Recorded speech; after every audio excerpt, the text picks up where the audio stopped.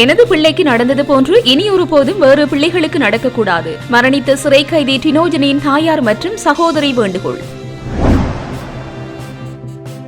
ஜனாதிபதி வடக்கு மீனவர்கள் முகம் கொடுக்கும் பிரச்சினைக்கும் துரித நடவடிக்கைகளை மேற்கொள்ள வேண்டும். எண்ணம் ஆலம் கோரிக்கை. கொத்மலை அணைக்கட்டுக்கு மேலுள்ள மலைத்தொடரில் வெடிப்பு. அமைச்சரின் பரபரப்பு தகவல். இந்திய கடற்றொழிலாளர்கள் தொடர்பாக நிரந்தர முடிவு எடுக்கப்படும். கடற்றொழில் அமைச்சு தெரிவிப்பு. மலையக மக்களை சிதைக்க பெரும் முயற்சி. அருட்தந்தை மா சக்திவேல் குற்றச்சாட்டு. விடுதலை புலிகளின் தலைவரால் வடக்கில் அபிவிருத்தி இல்லை. நாமல் கொடுக்கும் விளக்கம். இந்திய கடற்றொழிலாளர் விவகாரம். ரவிகரன் எம்பி விடுத்துள்ள கோரிக்கை.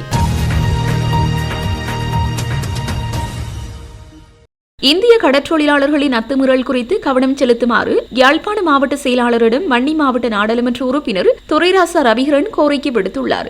யாழ்ப்பாண மாவட்ட செயலாளர் மருதலிங்கம் பிரதீபன் மற்றும் துரைராசா ரவிகரன் ஆகியோருக்கு இடையில் இன்று யாழ் மாவட்ட செயலகத்தில் இடம்பெற்ற சந்திப்பின் போது இவர் இவ்வாறு தெரிவித்தார்.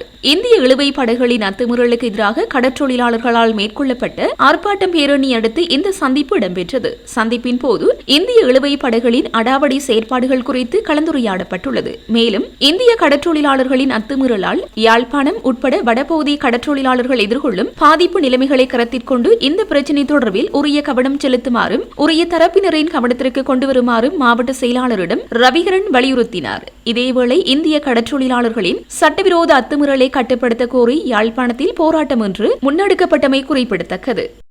யாழ் மாவட்டத்திலே இன்று மிகப்பெரியொரு கவன ஈர்ப்பு போராட்டம். மீனவர்கள் தங்களுடைய வாழ்வாதாரத்துக்காக கையேந்தி நிற்கும் நிலையை இது வெளிப்படுத்தியது. இந்திய இழுவைப் படகுகளின் அட்டகாசமான செயல்பாடுகள் தொடர்ந்த வண்ணம் இருக்கின்றன. விடுதலை புலிகள் இருந்த காலத்தில் கடல் புலிகளின் தளபதி சூசே அவர்கள் இந்த கடலை கட்டுப்பாடாக வைத்திருந்தது எல்லோருக்கும் தெரியும். நான் இது உண்மையைத்தான் சொல்கிறேன்.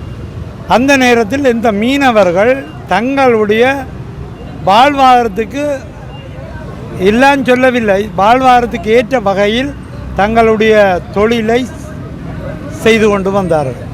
ஆனால் தம்பி இது நிப்பாட்டி போட்டு கதை போவோம்.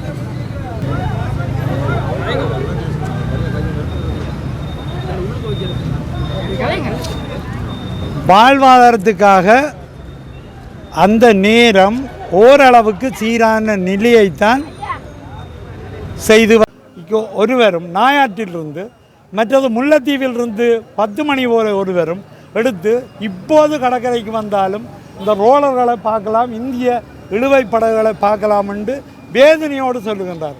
எங்கட பிள்ளைகளை நாங்கள் பள்ளிக்கூடத்துக்கு விடுவதில்லையா? எங்கட வாழ்வாதாரத்தை நாங்கள் செய்வதில்லையா?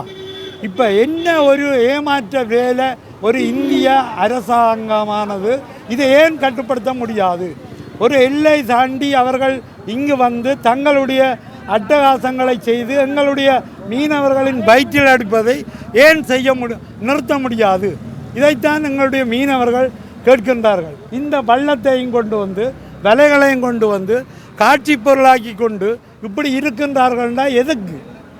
நாங்கள் போராட வெளிக்கிட்டால் அவர்களுடைய போராட்டம் வந்து சும்மா வீண் போக விட வேண்டாம். தயவு செய்து இதற்கு ஒத்துழைப்பு தாருங்கள். நீங்கள் மெத்தன போக்கிலே இதில் இந்திய அரசாங்கமும் இலங்கை அரசாங்கம் கூட இதை நினைத்தால் சரியான முறையில் அணுகி இதை தடுத்து நிறுத்தலாம். இந்த வகையில் உங்களுடைய செயல்பாடுகளில் அதிக அக்கறை காட்டி ஒரு நியாயமான போக்குக்கு எங்களுடைய மீனவர்களை வாழ விடுங்கள் என்றுதான் நாங்கள் கேட்கின்றோம். எங்களுடைய மீனவர்களை வடபகுதி மட்டுமல்ல கிழக்கு பகுதியிலேயும் இந்த திண்டாட்டங்கள் இருக்கின்றன. ஏன் எங்களை நோயடிக்கின்றீர்கள்? யுத்தத்தால் பாதிக்கப்பட்டு நொந்து போயிருக்கின்ற இந்த மக்களுக்கு இந்த வாழ்வாதார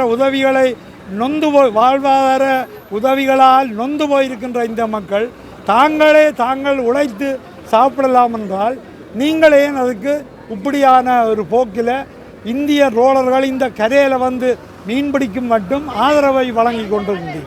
இதை சட்டப்படியாக நிறுத்துங்கள் என்றுதான் இந்த மீனவர்களுடைய கோரிக்கை. இதை நிறுத்தாவிட்டால் இந்த மீனவர்கள் தொடர்ந்து இப்படியான போராட்டங்களில் ஈடுபடுவார்கள். தயவு செய்து உங்களை மன்றாட்டமாக நாங்கள் கேட்டுக்கொள்கிறோம், மீனவ மக்கள் சார்பாக கேட்டுக்கொள்கிறோம்.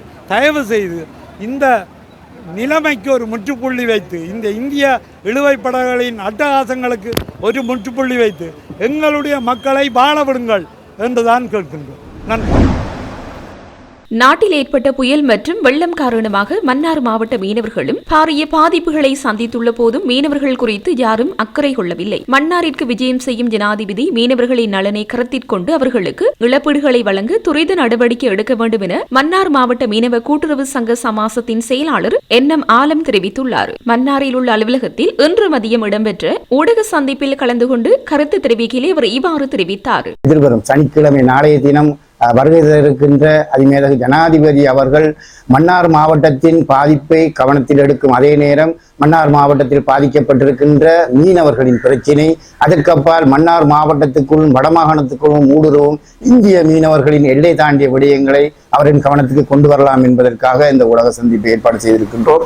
குறிப்பாக இந்த மன்னார் மாவட்டத்திலே முழுமையாக தீவை எடுத்துக்கொண்டால் முழுமையாக மீனவர்கள் வசிக்கும் பகுதிகளாக இருக்கின்றன. அதற்கப்பால் தேவம்பட்டி தொடக்கம் முள்ளிக்குளம் வரை மீனவர்களின் இந்த அனர்த்தத்தினால் பாதிக்கப்பட்ட விடயங்கள் மாவட்ட கூட்டங்களில், மாவட்ட அனர்த்தம் தொடர்பான கூட்டங்களில் பேசப்பட்டதாக இல்லை என்ற முறைப்பாடுகள் எமது கிராம மட்டத்தில் இருக்கின்ற மீனவர்களால் இந்த மாவட்ட சமாசத்துக்கு தெரியப்படுத்தப்பட்டதுக்கு இணங்க நேற்றைய தினம் நாங்கள் மாவட்ட கடற்தொழில் உதவி பணிப்பாளரை சந்தித்து இந்த விடயங்கள் தொடர்பாக கலந்துரையாடி இருந்தோம்.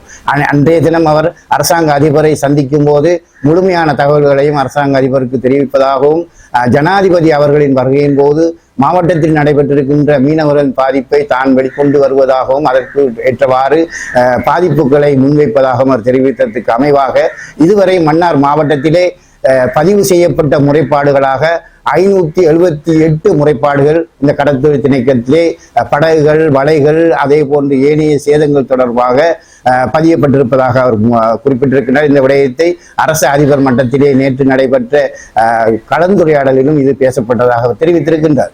எனவே இந்த 578 பேரின் முறைப்பாடுகளை தவிர்த்து ஏனையவர்களின் பாதிப்புகளும் அதன் முறைப்பாடுகளும் பதியப்பட்ட விடயங்கள் தொடர்பாக ஆராய்ந்த போது நேற்றைய தினமே தாங்கள் அதை நிறைவு செய்து அனுப்பியிருப்பதாகவும், எதிர்வரும் ஜனாதிபதியின் போது அவரின் கருத்துக்கு அந்த கருத்தின் உடன்பாட்டுக்கு அமைவாக பதியப்படாத அல்லது விடுபட்ட மீனவர்களின் பதிவையும் தாங்கள் மேற்கொள்ள இருப்பதாகவும் அவர் தெரிவித்திருக்கின்றார். எனவே எது எவ்வாறாயினும் இந்த பதியப்பட்ட 578 மீனவர்களின் முறைப்பாடுகளும் அவர்களுக்கான நிவாரணங்களும் வழங்கப்பட வேண்டும் என்பதில் நாங்கள் உறுதியாக இருக்கின்றோம். இந்த விடயத்திலே மாவட்டத்தில் இருக்கின்ற அனைத்து, ஏனெனில் நாங்கள் அந்த கூட்டத்திலே கலந்து கொள்வதற்கான வாய்ப்பும் இல்லை, அந்த அழைப்பும் நமக்கு விடுக்கப்படவில்லை. இருந்த போதிலும் மாவட்டத்தில் திணைக்களங்கள் சார்ந்த தலைவர்கள் கலந்து கொள்வார்கள். மீனவர்கள் சார்ந்த எங்களது உதவி பணிப்பாளர், கடத்தில் உதவி பணிப்பாளர்கள் கலந்து கொள்ளும் போது முழுமையாக மீனவர்களின் விடயம் பேசப்பட வேண்டும். உண்மையிலேயே பாதிக்கப்பட்ட 578 மீனவர்களுக்கும் இழப்பீடு கொடுக்கப்படுவதுடன் அதற்கப்பால் மீனவர்கள் இந்த 27ஆம் தேதியிலிருந்து நவம்பர் 27 இன்று வரை அவர்கள் தொழில் செய்ய முடியாத சூழலே கடலே காணப்படுகின்றது. எதுவாக அனர்த்தம் என்றால் உடனடியாக வானியல் திணைக்களமும் கடற்படையினரும் அரசும் அறிவிக்கின்றது, மீனவர்கள் கடலுக்கு செல்ல வேண்டாம், அந்த கடலுக்கு செல்வதால் ஏற்படக்கூடிய பாதிப்புகளை சொல்கின்றார்கள். ஆனால் மீனவர்கள் கடலுக்கு செல்லாவிட்டால் அவர்களுக்கான எந்த நிவாரணமும் வழங்கப்படுவதில்லை. அதற்கப்பால் மீனவர்களுக்கு ஏற்படுற பாதிப்புகளும் இந்த காலம் வரை எந்த இழப்பீடுகளும் வழங்கப்படவில்லை. நாங்கள் உதாரணம் சொல்ல போனால் அந்த புரவி சூறாவளி என்ற ஒன்றை நாங்கள் எடுத்துக்கொண்டால் அந்த சூறாவளியின் போது நிறைய முறைப்பாடுகள் பல தடவைகள் மீனவர்களிடம் மேற்கொள்ளப்பட்டும் ஆனால் இன்று வரை ₹1 காசுதானம் அதுக்கு வழங்கப்படவில்லை. இந்த நிலையில் அது காணப்படக்கூடாது. இழப்பீடு மீனவர்களுக்கு வழங்கப்பட வேண்டும் நம்பிக்கையோடு இருக்கின்றார்கள். ஏதோ ஒரு வகையில் இந்த அரசு தங்களுக்கான இழப்பீட்டை வழங்கும் என்று. எனவே அரசு கவனத்தில் எடுக்க வேண்டும். கௌரவ ஜனாதிபதி அவர்கள் இந்த அனர்த்தம் விடயத்திலும் மன்னார் மாவட்ட விடயத்திலும் அவர் கூடிய கரிசனை செலுத்த வேண்டும். ஏனெனில் 1 வருடங்களும் 4 மாதங்களும் கடந்து இந்த மன்னார் மாவட்டத்தில் விஜயம் செய்கின்றார். யாழ்ப்பாணத்துக்கு ஏற்கனவே பல தடவை சென்றிருந்தாலும் இந்த அனர்த்தம் அவரை மன்னாருக்கு வர தூண்டி இருக்கின்றது. அந்த வகையிலே அவர் மன்னாருக்கு வருகை தரும்போது இந்த மீனவர் பிரச்சனை மாத்திரமல்லாமல் மன்னார் மாவட்டத்திலே நாங்கள் முகம் கொடுக்கின்ற பல பிரச்சனைகள் இருக்கின்றன. அதுக்கான தீர்வையும் அவர் வழங்குவார்கள் என்று பார்க்கின்றோம். அதற்கப்பால் இந்த வடபகுதி சார்ந்து நான் ஒரு விடயத்தை இங்கு பதிவு செய்ய வேண்டும். வடபகுதி முழுக்க மன்னார் தொடக்கம் முல்லைத்தீவு வரை இந்திய மீனவர்களின் அட்டகாசம் இந்த கடந்த 27ஆம் தேதிக்கு பின்னர் நிர்வாரியாக கூடியிருக்கின்றது. தமிழ்நாடு மற்றும் காரைக்கால் ஆகிய மாநிலங்களிலிருந்து வடக்கு நோக்கி வருகின்ற படகுகள் ஆயிரக்கணக்காக தென்பட்டிருக்கின்றன. எங்களது பல மீனவர்களின் வலைகள் அறுத்தெறியப்பட்டிருக்கின்றன. குறிப்பாக மன்னார் மாவட்டத்திலே தலைமன்னார் கிராமத்திலே 27ஆம் தேதி இரவு 15க்கும் மேற்பட்ட மீனவர்களின் நண்டு வலைகள், லட்சக்கணக்கான பெருமதியான வலைகள் அறுத்து நாசமாக்கப்பட்டிருக்கின்றன. எனவே இவ்வாறு காரைநகர், நெடுந்தீவு, முல்லைத்தீவு, வலிகாமம் வடக்கு அழகு பிரதேசங்களிலே அவர்களின் முறைப்பாடு காணப்படுகின்றது. எனவே வடக்கு மீனவர்கள் முகம் கொடுக்கின்ற பிரச்சினைக்கும் நாங்கள் முன்னைய தினம் கௌரவ ஆளுநர் அவர்களுக்கும் அதே போன்று இந்திய பிரதமருக்கான கடிதத்தை இந்திய துணை தூதருக்கும் வடமாகாணம் என்ற இதில் கையெழுத்திருக்கின்றோம். அதில் நாங்கள் ஒரு விடயத்தை குறிப்பிட்டிருக்கின்றோம். வடபகுதி மீனவர்களின் பிரச்சினையை முகம் கொடுப்பதற்காக, அதை தீர்ப்பதற்காக கௌரவ ஜனாதிபதி அவர்கள் வடமாகாண கடற்தொழிலாளர்களுக்கான ஒரு சந்தர்ப்பத்தை தந்து இந்த ஆண்டுக்குள்ளாவது அந்த சந்தர்ப்பம் கிடைத்தால் மீனவர்களின் பல பிரச்சனையை ஊடகம் வாயிலாக அதை தெரியப்படுத்தி எந்த தீர்வும் கிடைக்கப் போவதில்லை. ஆனால் அவரிடம் நேரடியாக கதைத்து பல விடயங்களுக்கு நாங்கள் தீர்வை தேட வேண்டியிருக்கின்றது. கொத்மலை அணைக்கட்டுக்கு மேல் பகுதியில் அமைந்துள்ள மலைத்தொடரில் பாரிய வெடிப்புகள் ஏற்பட்டுள்ளதாக கமத்தொழில் கால்நடை வளங்கள், காணி மற்றும் நீர்ப்பாசனத்துறை அமைச்சர் லால்காந்த தெரிவித்துள்ளார். கொத்மலை அணைக்கட்டில் வெடிப்பு ஏற்பட்டுள்ளதாக பரப்பப்படும் செய்திகள் தொடர்பில் ஆராய்வதற்காக கொத்மலை அணைக்கட்டுக்கு சென்ற அமைச்சர் ஊடகங்களுக்கு கருத்து தெரிவிக்கும் போதே அவர் இதனை தெரிவித்துள்ளார். இது தொடர்பில் மேலும் கருத்து தெரிவித்த அவர், கொத்மலை அணைக்கட்டுக்கு மேல் அமைக்கப்பட்டுள்ள கான்கிரீட் பாதையிலும் வெடிப்புகள் ஏற்பட்டுள்ளது. மலைத்தொடரில் இதற்கு முன்னர் வெடிப்புகள் இருக்கவில்லை. இது தொடர்பில் கட்டடங்கள் ஆராய்ச்சி திணைக்களம் ஆய்வுகளை மேற்கொள்ள உள்ளது. கொத்மலை அணைக்கட்டுக்கு பாதிப்பு ஏற்பட்டுள்ளதாகவும் அணைக்கட்டு எந்த நேரத்திலும் உடைப்படுக்கலாம் என கம்பளை மற்றும் கண்டியில் வாழும் மக்கள் பெரும் அச்சத்தில் உள்ளனர். கொத்மலை அணைக்கட்டுக்கு எவ்வித பாதிப்பும் இல்லை. இது தொடர்பிலான உண்மையான தகவல்களை மறைப்பதாக பரப்பப்படும் பொய் குற்றச்சாட்டுகளை நம்ப வேண்டாம். சாதாரண வானிலையால் எவ்வித பாதிப்பும் ஏற்படாது. ஆனால் மீண்டும் ஒரு சூறாவளி ஏற்பட்டால் அது தொடர்பில் நடவடிக்கை எடுக்கப்படும் என அவர் குறிப்பிட்டுள்ளார். அத்துமீறி இலங்கை கடற்பரப்பில் கடற்றொழிலில் ஈடுபடும் இந்திய கடற்றொழிலாளர்கள் தொடர்பாக நிரந்தர முடிவு எடுக்க உள்ளதாக கடற்றொழில் அமைச்சர் ராமலிங்கம் சந்திரசேகர் தெரிவித்துள்ளார்.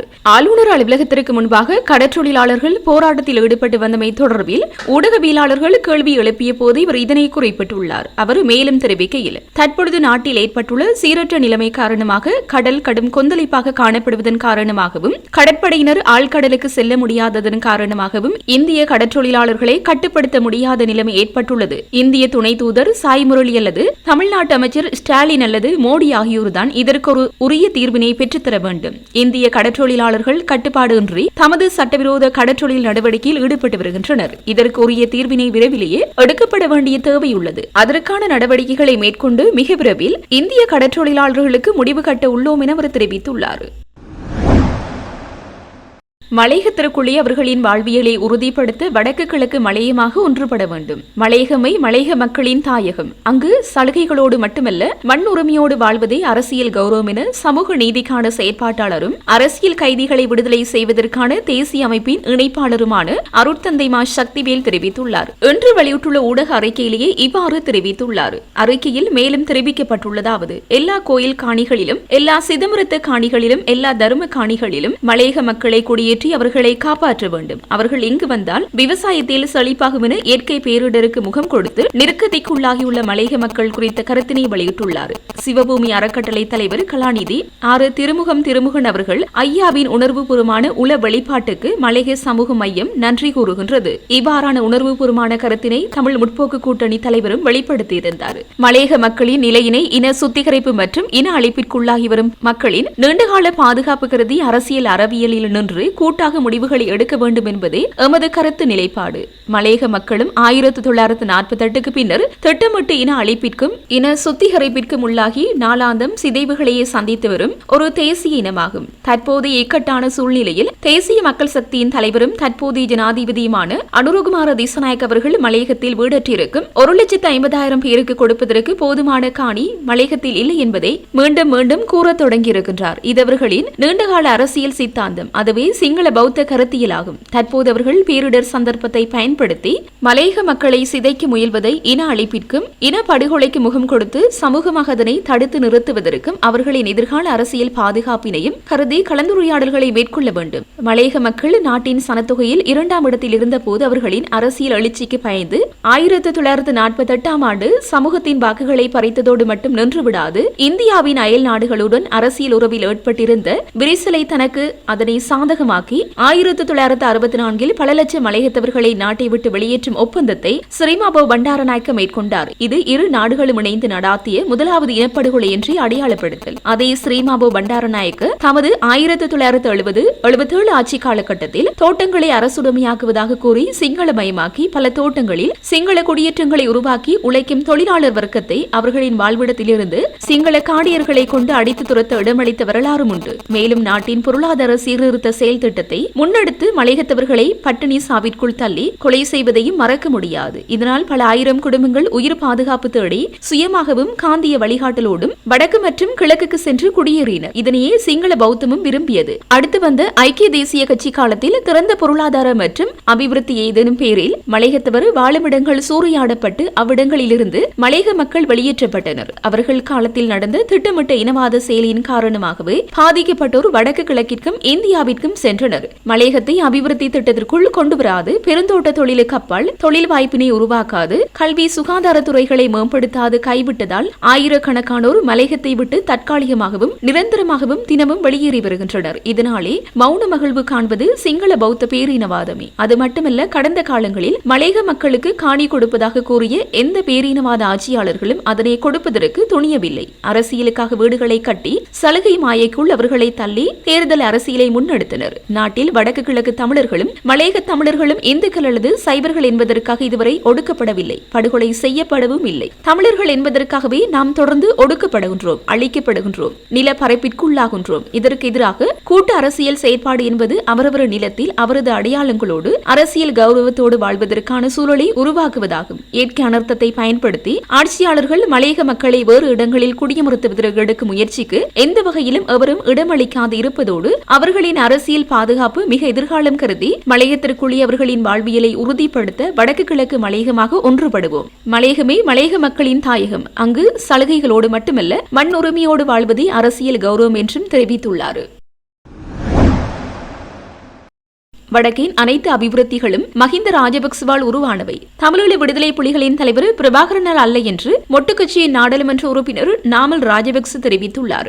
இனப்பிரச்சனையின் அடுத்த கட்டத்திற்கு செல்வதென்றால் வடக்கு மக்களுக்கு நான் பொய் சொல்ல விரும்பவில்லை. 13ஆம் திருத்தச் சட்டம் மற்றும் போலீஸ் காணி அதிகாரங்கள் கொடுப்போம் என பொய் வாக்குறுதிகள் வழங்க விரும்பவில்லை. அது நடக்காத காரியமாகும் எனவும் அவர் சுட்டிக்காட்டியுள்ளார். இணையதளம் ஒன்றுக்கு வழங்கிய செவ்வியிலேயே அவர் இதனை குறிப்பிட்டுள்ளார். தொடர்ந்தும் தெரிவிக்கையில், இந்த அரசாங்கமும் இவற்றை தருவதாக ஆட்சிக்கு வந்தது. இந்த அதிகாரங்களை கொடுத்தால் தென்னிலங்கையில் அடிவாங்க வேண்டும், கொடுக்காவிட்டால் வடக்கில் அடிவாங்க வேண்டிய சூழ்நிலை காணப்படுகின்றது. நாங்கள் தமிழ் மக்களுக்கு நம்பிக்கையாக இருந்து உண்மையை கூற வேண்டும். இந்த நாட்டின் வரலாற்றில் அனைத்து தலைவர்களும் தமிழ் முஸ்லிம் மக்களை ஏமாற்றியுள்ளனர். தமிழ் மக்கள் கலாச்சாரத்தில் பின்னி பிணைந்தவர்கள். இன்று சில தலைவர்கள் வடக்குக்கு சென்றால் சிங்கள கலாச்சாரத்தை மறந்து விடுகின்றனர். தமிழ் சிங்கள கலாச்சாரங்களில் பெரிய வேறுபாடுகள் இல்லை. கதிர்காமம் மற்றும் சிவனொளிபாத மலையில் இரு இனங்களும் ஒன்றாக இணைய முடியும் என்றால் அரசியல் பிரச்சினைக்கும் தீர்வை தேடிச் செல்லலாம். வடக்கில் பாதைகள் மற்றும் அனைத்து அபிவிருத்திகளும் மஹிந்த ராஜபக்ச காலத்தில் செய்யப்பட்டதாகவும் தமிழீழ விடுதலை புலிகளின் தேசிய தலைவர் பிரபாகரனோ ஏனைய தலைவர்களோ உருவாக்கியதல்ல. தென்பகுதியில் இருக்கும் இளைஞர்களுக்கு கிடைக்கும் அதிகாரங்கள் வடக்குக்கும் வழங்க வேண்டும். வடக்கில் அரசியல் ரீதியாக தனிநாடு தேவை என்ற கோரிக்கைகள் இருக்கின்றன. அதற்கு எமது அரசியல் தரப்பில் தீர்வு இருக்கிறது என குறிப்பிட்டார். எனது பிள்ளைக்கு நடந்தது போன்று இனியொரு போதும் வேறு பிள்ளைகளுக்கு நடக்கக்கூடாது எனவும் போலீஸ் நிலையத்தில் வைத்து தனது மகன் தாக்கப்படுவதன் காரணமாகவே அவர் வைத்தியசாலையில் உயிரிழந்ததாகவும் இது தொடர்பில் முறையான விசாரணைகள் முன்னெடுக்கப்பட வேண்டும் என அண்மையில் மட்டக்களப்பு வைத்தியசாலையில் மரணமான சிறை கைதி டினோஜனின் தாயார் மற்றும் சகோதரி வேண்டுகோள் விடுத்துள்ளனர். 2ஆம் தேதி காலையில் ஒரு 8:30-9 மணிக்குள்ள 3 பேங்காராக்கள் வீட்டடிக்கு தேடி வந்தாங்க. ஆனால் அக்கா சொன்னோம், ரினோசனை கூப்பிட்றாங்க, போய் என்னண்டு கேளு. அப்போ நான் போனேன் வெளியே. அப்போ ரினோசனங்கன்னு கேட்டாங்க. நான் சொன்னேன், ஆள் படுக்கே என்னத்துக்குன்னு கேட்டேன். அவர போன குறைக்கல நான் சொன்னேன் போன் மட்டும் இல்ல அவர பேசையும் காணல. அவங்க கேட்காங்க சைக்கிள் என்னையும் கொண்டவரா? நான் சொன்னேன் அந்த இருந்த இடத்துல ஒரு சைக்கிள் இருக்கி, நானும் ஒரு 3 மணிக்குள்ள எடுத்துட்டு கொண்டு உங்கள்கிட்ட தாரேன். இல்ல எங்களுக்கு இப்ப அந்த சைக்கிள் வேணும், நீங்க அந்த சைக்கிளை கொண்டு கரலாட்டி நடவடிக்கை எடுப்போம், சைக்கிள் கொண்டு தந்தா தான் நான் போன் தருவேன், 3 ஒரு சொல்றேன் போன் தருவேன். சரியப்பா நான் எடுத்து தாரேன் என்றுட்டு நான் உடனே போய் அந்த சைக்கிளை கொண்டு அந்த பேங்க் அடியில கொடுத்தேன். இந்தாங்கன்னு கொடுக்க அந்த அதுக்குள்ள இருந்த செக்யூரிட்டி கார்டு மேல இருந்து சொல்றேன், நாங்க கீழே நிற்கும், நாங்க இவரை கல்லன்னு பேஸ்புக்ல போடுவோம், நான் ஒன்றும் பேசல, அவரை வேற சொல்லுங்க சைக்கிள் கொடுக்குறேன்டா நாங்க போலீஸுக்கு கொடுப்போம், இவரை போலீஸுக்கு கொடுப்போம், அதுக்குன்னு நான் ஒன்றும் பேசல. சரி என்றுட்டு வந்துட்டு என் புள்ள ஒரு 2:30-3 மணி போல ஒளிம்பிட்டு கேட்டான், மம்மி எந்த போனாங்க மம்மி எந்த போனாங்க? நான் என்ன இப்படி நீ சைக்கிள் எடுத்துட்டு வந்திருக்கியா, நான் அந்த சைக்கிளை கொடுத்துட்டேன், நீ போய் சொறி சொல்லிட்டு போன வேண்டிட்டு வா. சரி என்னட்டு அவன் வந்து நடந்தாள் பேங்குக்கு போனா என் சின்னவன் அனுப்புறான் 2வது படியன கடைசிய, போப்பா வாச்சான் போறான் என்னன்னு போய் பார்த்துட்டு வா. அவன் பார்த்துட்டு ஓடி வந்து சொன்னான், மம்மியை வாச்சான் இருத்தாட்டி வச்சிருக்காங்க கதிரையில பேங்குக்குள்ள. சரி திருப்பி சொல்றான், இல்ல போய் நீ பார்த்துட்டு வா, இருத்தாட்டி வச்சிருக்காங்கன்னா பார்த்துட்டு வா. வந்து சொன்னான், மம்மி போலீஸ் ஜீப் பாச்சானே எத்திட்டு போகுது. சரி நான் கொஞ்ச நேரம் திடமா என்னடா போலீஸ் ஜீப் இருக்கேன், அவங்க போலீஸ்ல கொடுக்குறேன்னு சொன்னவங்க தானே. சரி என்னட்டு விட்டுட்டு நான் போலீஸுக்குள்ள போறேன். போயிட்டு கேட்கையும், மம்மியை என்னைய எடுத்து விடுங்க, நான் நிலாம்பாத்தாண்ட விட்டு நாளைக்கு வேலைக்கு போகணும், எடுத்து விடுங்க. பொருவுன்னு சொல்லி போட்டு ஓஎஸ்சி மாத்திய பார்க்கணும்னு சொன்னேன். அதுக்குள்ள இருக்கிறாக்கள்கிட்ட நான் ஓஎஸ்சிய பார்க்கணும். அவங்க சொன்னாங்க ஓஎஸ்சி இல்ல 6 மணி போல வாங்க. சரி என்னட்டு நான் வீட்டை வந்து எல்லாம் செஞ்சுட்டு வேலையெல்லாம் செஞ்சுட்டு 7 மணி போல சாரன் ஒன்றோடையும் இட்லி பார்சல் ஒன்றோடையும் போனேன். அப்ப சொன்னாங்க இட்லி பார்சல் சாரன் தேவையில்ல, இட்லி பார்சலை தாங்க, நான் அதை கொடுக்குறேன். அப்ப அவளுக்கு என் புள்ள விரிச்சு சாப்பிட்றான். சாப்பிட்டு போட்டு சொல்றான், மம்மியை எடுத்து விடுங்கண்டையும். அப்ப அதுக்குள்ள இருந்த ஒரு போலீஸ்காரால் சொல்றாரு, அது சின்ன பிரச்சனை, நீங்க ஆம் குற்றவாளின்னு சொல்லுங்க, ஒரு 3500 4000 ஃபைன் அடிப்பாங்க, பட்டைக்கு வாங்க. சரி வந்துட்டு அப்ப சொன்னாங்க ஒரு ஷர்ட்டும் ஒரு டவுசரும் எடுத்துட்டு வாங்க, வேற இந்த உடுப்போட கூட்டிட்டு போயிடலாதானே எடுத்துட்டு வாங்க. சரி என்றுட்டு நான் வந்துட்டேன். காலையில ஒரு ஷர்ட்டோடையும் டவுசரோடையும் போறேன். எண்டக்குள்ள அந்த மறியலுக்குள்ள அந்த ரிஷினுக்குள்ள உள்ளுக்குள்ள அதுக்குள்ள கம்பி கூட்டுக்குள்ள உணர்வற்ற நிலையில இருக்குது. அப்ப சொல்றாரு ஒரு ஆள், இவன் நடந்தெல்லாம் தெரிஞ்சான், நல்லா தான் இருந்தவன், படுத்தான் ஒழும்புறான் இல்லைன்னு ஒரு ஆள். என்னடா அது படுத்தா ஒழும்புறான் இல்லையா விட்டுட்டேன். சரி அதை பெருசா எடுக்கல, ஒழும்புறான் இல்லையா இந்த மனதுல அந்த எல்லாம் தோணல சொல்றாங்க. இருந்துட்டு நீங்க வாங்கம்மா உள்ளுக்குள்ள வாங்க, நீங்க வந்து ஒழுப்பினாதான் அவர் ஒழும்பு. நான் போறேன், போயிட்டு ரினோசன் ஒழுப்பி அந்த பிள்ளைக்கு உணர்வு இல்லை. இப்ப வாங்கம்மா கைத்தாக்களை தூக்கிட்டு போய் அங்க போய் உடுப்பு போட்டுட்டு நீங்களே உடுப்பு போட்டுடுங்க, போட்டுட்டோம் ஆள பிரச்சனுக்கு அங்க என்னது கோட்ஸுக்குன்னு அங்க கூட்டிட்டு போவோம். சரி என்றுட்டு நானே போய் கைத்தாங்களை உடுப்பு எல்லாம் போட்டுட்டு ஆளை விட்டுட்டேன். விட உடனே என்ன ஒரு புக்ல அவரை சைன் இருந்தா தான் அங்க கொண்டு போகலாம்னு சொன்னாங்க. சரி நமக்கு என்னன்னுட்டு இந்த பிள்ளைகிட்ட ஐயா நீங்க பிடிச்சம்மா சைன் வைங்க, நீங்க பிடிச்சம்மா சைன் வைங்க. சரி அந்த உணர்வற்ற நிலையிலேயே நான் நினைஞ்சேன், பிடிச்சி பிள்ளைகிட்ட சைனை வச்சேன். ஆனா அந்த பிள்ளைகிட்ட சைன் இல்லாது, என் பிள்ளைகிட்ட சைன் வடிவான சைன் ஆகணும், உணர்வற்ற நிலைவு தான். சரி என்று விட்டா திருப்பி சொன்னாங்க ஆட்டோவில் ஏற்றிட்டு போகணும், நீங்க ஹெல்ப் பண்ணுங்க. அதுக்குள்ள நான் சொன்னேன், நான் கொஞ்சம் வீட்டை போயிட்டு வாரணி வேட்ட போயிட்டு. சரி என்று வீட்டை போயிட்டு நான் வேட்ட சொல்லேன், சரி வா ஏற்றி விடுவோம் என்னென்னு பார்ப்போம்னுட்டு இவர் வந்து பார்க்க வெட்ட ஒன்றும் கதைக்கல, அவங்க ஒன்றுமே கதைக்கல. இவர் இருந்து அவங்களே அந்த பிரச்சனைக்குள்ள இருந்து திருப்பி பிரச்சனைக்குள்ள இருந்து அந்த அதுக்குள்ள இருந்து கூட்டுக்குள்ள இருந்து எடுத்துட்டு வந்தாங்க. வந்துட்டு ஆட்டோல நடத்தாட்டி கொண்டு போனாங்க. அவன் ஆட்டோக்குள்ள உள்ள போய் பிடிச்சிட்டு இப்படி நிற்கான். அப்ப சொன்னாங்க இவருக்கு ஐஸ் சுற்றில அடிச்சுட்டு போகலன்றாங்க. நானும் ஒன்றும் பேசல. அதுக்குள்ளேயும் அந்த துண்டுக்குள்ளேயும் கூப்பிட்டு சொல்றாங்க, ஊடமா ஐஸ் வச்சிருந்தேன். என்ன சார் ஐஸ் வச்சிருந்ததா? சைக்கிள் கேஸ்ல எல்லாம் பிடிச்சிட்டு வந்தேன் நீங்கன்னு சொல்லையும், இல்லம்மா அவர் ஐஸ் குடிச்சிருக்கேன்றாங்க. நான் விட்டுட்டோம், என்னை அதை செய்யல, நான் விட்டுட்டேன். அவருக்கு தான் இவங்க நினைஞ்சாங்க. ஆட்டோ மட்டும் கொண்டாங்க. ஆட்டோக்குள்ள நான் தான் புள்ளி ஏற்றி விட்டேன். மம்மி வாரணப்பன் நான் தான் ஏற்றி விட்டேன். ஏற்றி விட்டுட்டு கோட்ஸுக்குள்ள போனேன். எனக்கு இவங்க இந்த பிள்ளையில பதட்டல் நினைக்கிறதுல இவங்க என்னையோ எல்லாம் நடக்குது, நான் விட்டுட்டேன் நைஸ் சொல்றாங்க, ஒன்றும் பேசல. அப்ப ஜட்ஜ் தூக்கி இப்படி புத்தகத்தை இப்படி போட்டுட்டான், அந்த புத்தகத்தை இஞ்சால போட்டுட்டான். அப்ப எனக்கு பதட்டம் முடிஞ்சிட்டு என்ன புத்தகத்தை போட்டுட்டா என்ன பிரச்சனை வந்துட்டு நான் நினைஞ்சேன். பட் எல்லாம் குளறி கொண்டுட்டு வந்தேன். அதுக்குள்ளேயே போலீஸ்காரால் சொல்றே இவரை எடுக்கிறண்டா ஒரு ஆள் லோயர் ஒரு ஆள் வேணும் கண்டு நான் ஒரு ஆளை பிடிச்சி தாங்க. அந்த போலீஸ்காரால் தான் எனக்கு ஒரு லோயர் பிடிச்சி தந்தேன். லோயரை பிடிச்சி தந்தார், கதைச்சி இவட்டை கூட்டிட்டு போங்க. ஆனா இவரை நிலையத்தை பார்த்து ஜட்ஜ் அவ நீதிபதி விடல. 2ஆம் தரம் போக்குள்ள நான் போன் பண்ணி என் புருஷனை கூப்பிட்டேன். என் புருஷன் தலைமாட்டில் இப்படி தோல்ல சாஞ்சபடி சொன்னாங்க, அரைஞ்சு அப்பதான் உணர்வு வருமெண்டு. நானும் அரைஞ்சேன். 2 பிள்ளைக்கு உணர்வு வந்தது. தலையில குட்ட விடாமட்டாங்க. ஏன் சொன்னாங்கன்னு எனக்கு விளங்கல. குட்ட விடாமட்டாங்க. சரி அவ எழுதிட்டு சொல்லிட்டான், இந்த மாதிரி என்று சொல்லிட்டாங்க. அவங்க கதைச்சதெல்லாம் நான் மைண்ட்ல எடுத்துக்கொள்ளலை. என் பிள்ளைகிட்ட உணர்வை தான் பார்த்தேன். சரி ஆஸ்பத்திரிக்கு கொண்டு போற மாதிரி தான் எழுதினாங்க, கொண்டு போங்க வேற ஆஸ்பத்திரிக்கு. சரி என்றுட்டு அதுக்கு பிறகு நான் வீட்டை வந்துட்டேன். அப்பையும் பின்னேரம் ஓடி போய் நான் ஹாஸ்பிட்டல்ல பார்க்கேன், பேர் வந்திருக்கா இல்லை. அப்ப அந்த பிரச்சனைக்குள்ள பாப்பமெண்டு வெட்டியால ஒரு ஆள்கிட்ட கேட்டேன், வந்திருக்காண்ட. ஓமாமா வந்திருக்கி. சரி இன்னொரு ஆள்கிட்டையும் கேட்டேன், எடுத்துட்டு வெட்டியால ஓம் வந்திருக்கி. அப்ப இப்ப இந்த பிள்ளைய ஆஸ்பத்திரிக்கு கூட்டிட்டு போவீங்கன்னு கேட்கையும் அது சொல்லலாமா, நாளைக்கும் கூட்டிட்டு போவோம், அது எங்களுக்கு சொல்லலாது, அந்த ஏன்னு ஒரு சைன் வேணுமெண்டு நாளைக்கும் கூட்டிட்டு போவோம்னு சொல்லிட்டாங்க. வந்தேன் சரி என்று விட்டுட்டு வந்துட்டேன். அடுத்த நாளும் போய் பார்க்க இல்லை. அடுத்த நாள் போக புருஷனுக்குள்ள சொன்னாங்க, அவரை ஒரு கிளினிக்கு கூட்டிட்டு போயிருக்கி, அதில் நீங்க பார்க்கலானே. அதையும் நான் விட்டுட்டேன். சரி கிளினிக் கூட்டிட்டு போயிருக்காங்க தானே. நான் திருப்பி 5ஆம் தேதி ஆஸ்பத்திரிக்கு போனவோம். இவங்க அப்பதான் அவரை வச்சிருக்காங்க. 5ஆம் தேதி ஆஸ்பத்திரி போனவர் ஆள் எந்த ஒரு உணர்வற்ற நிலையிலேயும் தான் இருந்தவர். அப்ப டாக்டர் எல்லாத்தையும் விசாரிச்சு எப்படி என்னென்ன மாதிரி. அப்ப நான் சொன்னேன், சொல்லி போட்டு அவர் சொன்னார், எங்கள்கிட்ட ஒரு சைன் பண்ணி கல்வினைக்கு கொண்டு போய் என்னை எடுக்கணும், ஸ்கேன் என்னை எடுக்கணும், எடுத்துட்டு வரணும்.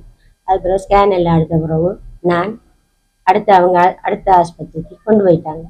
அப்ப அங்க போய் வேற பார்க்க போறோம்ண்டு வேற அதுக்குள்ள இருக்கிற நர்ஸ் ரினோசன் சொல்ல பார்க்கணும்.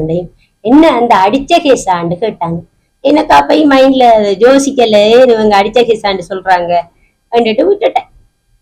விட்டுட்டு திருப்பி வாரேன். டாக்டர் இறங்கி வந்து ஜேமோக்கிட்ட எல்லாம் போய் காய்ச்சி அவ சொன்னா எங்களுக்கு ரிப்போர்ட் இல்லை, அங்கதான் நீங்க பார்க்கணும். திருப்பி வாரேன். அந்த டாக்டரை கண்டனும் காணேன். டாக்டர் உண்மையை சொல்லுங்க, நான் தாய், என்ன நடந்தன்னு சொல்லுங்க என்ற பிள்ளைக்கு சொல்ல. யார் சொன்னேன், அம்மா மூளை வீங்கிருக்கி ரத்தம் வீடிங் வந்து அதனாலதான் இவர் இப்படி இருக்கேன் நான் சொன்னேன். அப்ப சுய அறிவு இவருக்கு வருமா?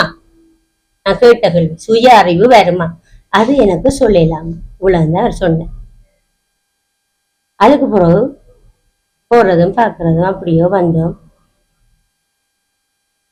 ஞாயிற்றுக்கிழமை 11:30 மணிக்கு ஆள் செத்து போயிட்டு எங்களுக்கு சொன்னது இவ்வளவுதான். ஆனா அதுக்குள்ள இருக்கிறார்கள் அடிச்சபடியாத்தான் இப்படி வந்தது, அடிச்சபடியாத்தான் வந்தது. அதுக்குள்ள இருக்கிற ஆட்கள் யாராருன்னு தெரியா எல்லாரும் எங்கள்கிட்ட சொல்லி கொண்டாங்க. அது மட்டும் இல்ல, நாங்க இப்ப போஸ்ட்மார்ட்டம் முடிஞ்ச பிறகு போஸ்ட்மார்ட்டம் ரிப்போர்ட் தானே அதுக்கு போனோம். அவங்க எழுதுறாங்க, அந்த நான் இந்த பொடியை வேண்டதுக்கு சுக இனம் காரணமாக இறந்துள்ளார். இந்த புள்ள சுக இனம் காரணமாக இறக்கல்ல.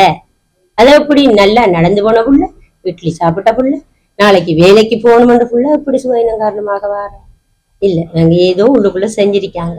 இந்த பிள்ளையில இந்த கண்ணி அப்படியோ நீளம் பாரிச்சு, இங்க அவ்வளவு நீளம் பாரிச்சு கிடக்கு. இந்த சில கைகள்ல நீளமா பாரிச்சு கிடக்கு. அடிக்காம நீளம் பாரிக்காது, எந்த ஒரு நோய்க்கு நீளம் பாரிக்காது. அடிச்ச வடிவாத்தான் அது நீளம் பாரிச்சிருக்கு. இதுக்கு மக்களாகிய நீங்க நல்ல ஒரு தகுந்த முடிவெடுக்கணும். இந்த புள்ள சுயினமா சாகல்ல. நாங்க அதை கேட்டு சண்டை பிடிச்சதுக்கு அவர் அந்த பாட்ஸ் எழுதின பாட்டை அப்படியே பிச்சர் அந்த பெரியவர். அதுக்கு பிறகு முதல் இருந்து எழுதித்தான் நான் சைன் வச்சனா. இதான் இத்த வரைக்கும் நடந்தது. எனக்கு கோளுக்கு மேல கோல். எந்த புருஷனை ஜீப்ல அங்க இருந்து என்னை எழுதணும் ஏத்திட்டு வந்தாங்க. நாங்க விடல. எந்த புருஷனை எழுதுறதுக்கோ கதைக்கிறதுக்கோ நாங்க விடல. எந்த தகப்பன் சைன் வச்சாலும் செல்லுபடியாகுமாமே இதெல்லாம் தெரியாது எங்களுக்கு. முதலாவது மக்களாகிய நீங்க அறியாம என்ற ஒன்று நாங்க செஞ்சு இப்படி பிள்ளைல பழி கொடுக்கறத நிப்பாட்டுங்க. முதல் யோசிங்க.